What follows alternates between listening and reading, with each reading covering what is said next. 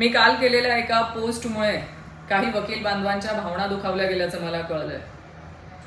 काल वैष्णवी हगवणेंच्या केस संदर्भामध्ये काही वक्तव्य मी मीडियाच्या माध्यमातून बघितले की पतीने पत्नीच्या कानाखाली 4 लगावल्यात तर तो हिंसाचार असू शकत नाही।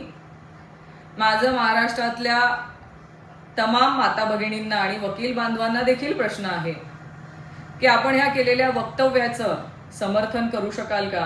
आपल्याला हे वक्तव्य पटतंय का? कारण ह्याच केल्या गेलेल्या वक्तव्याचा ग्रामीण भागातल्या पुरुष मंडळींनी जर गैरवापर केला आणि माझ्या ग्रामीण भागातल्या माता भगिनींना की हे हिंसाचार नाही असं म्हणून जर 4 कानाखाली लगावल्यात तर माझ्या त्या ग्रामीण भागातल्या माता भगिनींना वाचवणार कोण? त्यांना रोज या हिंसाचारातून सामोरं जावं लागेल, त्यांना हा हिंसाचार सहन करावा लागेल।